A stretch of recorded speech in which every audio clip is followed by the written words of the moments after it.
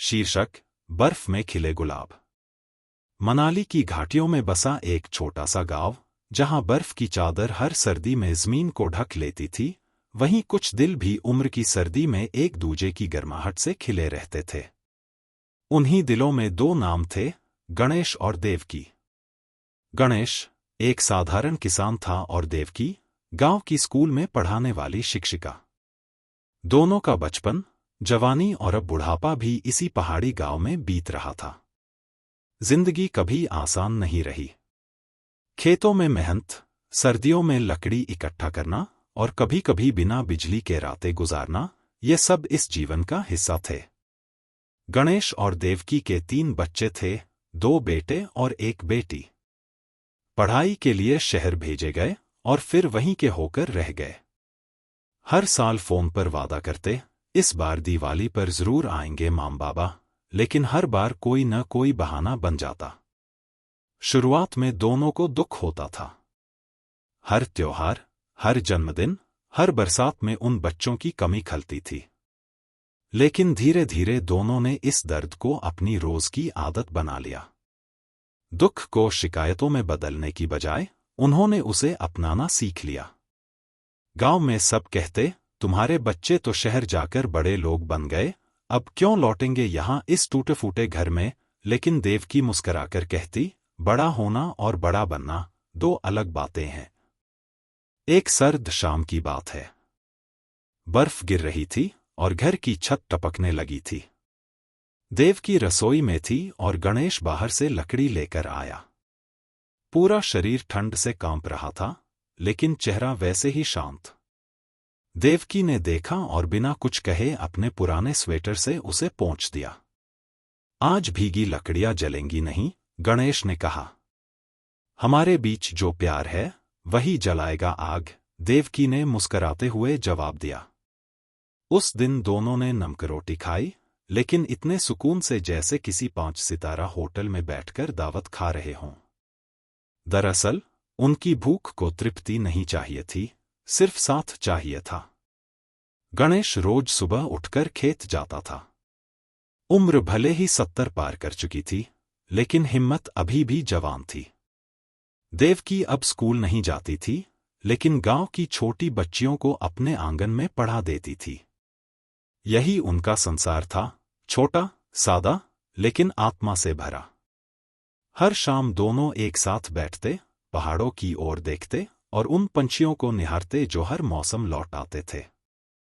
पंछी भी जानते हैं लौटने का रास्ता, देवकी एक दिन उदास होकर बोली।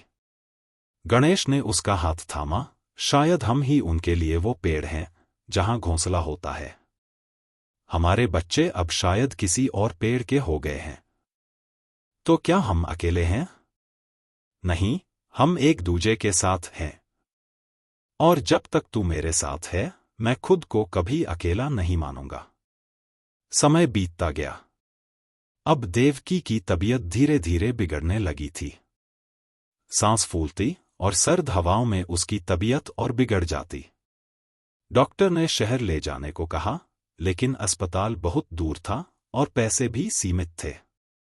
गणेश ने अपनी पुरानी जमीन का एक टुकड़ा बेच दिया ताकि देवकी का इलाज हो सके।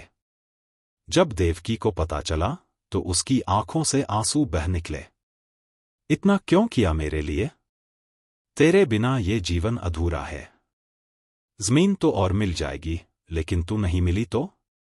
देवकी ठीक तो हो गई, लेकिन अब उसकी चाल धीमी हो गई थी। गणेश ने रसोई में आना शुरू कर दिया, कपड़े धोना, आंगन साफ करना, वो सब काम जो कभी उसने नहीं किया था। और देवकी मुस्कराकर उसे देखती रहती। कभी कभी दोनों मिलकर पुराने एल्बम देखते। बच्चों की तस्वीरें, उनके स्कूल के फंक्शन की फोटोज और उनकी शादी की तस्वीरें। क्या लगता है वे लौटेंगे कभी? देवकी पूछती। गणेश थोड़ी देर चुप रहता, फिर कहता, शायद नहीं। लेकिन क्या फर्क पड़ता है? हम तो लौट आए अपने प्यार में। एक दिन गांव में भारी बर्फबारी हुई। रास्ते बंद हो गए और बिजली भी चली गई। 2 दिन तक खाना नहीं बना और शरीर ठंड से कांपते रहे। लेकिन उस रात दोनों ने एक दूसरे की बाहों में लिपटकर एक रजाई के नीचे बहुत पुरानी कविता गुनगुनाई जो देवकी कॉलेज के दिनों में सुनाया करती थी।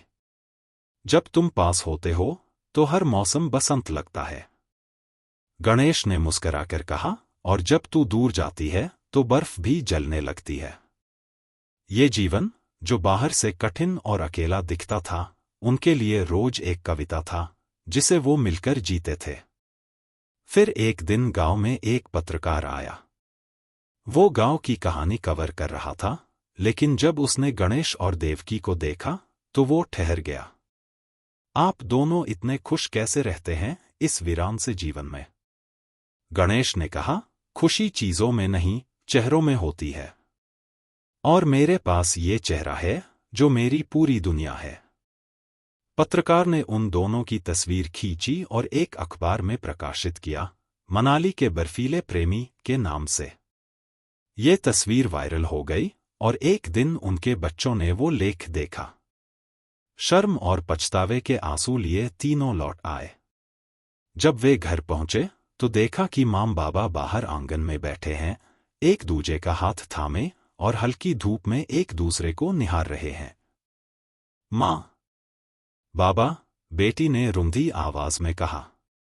गणेश और देवकी चौंके, लेकिन चेहरे पर कोई गुस्सा नहीं आया। देवकी ने कहा, चलो, आज रसोई में फिर से मीठा बनेगा। उस दिन घर में केवल एक दिया नहीं जला, पूरा घर रोशनी से भर गया। लेकिन सबसे बड़ा उजाला उस प्रेम का था जो उम्र, दूरी और समय की हर दीवार को तोड़कर खिला था, बिल्कुल बर्फ में खिले गुलाब की तरह।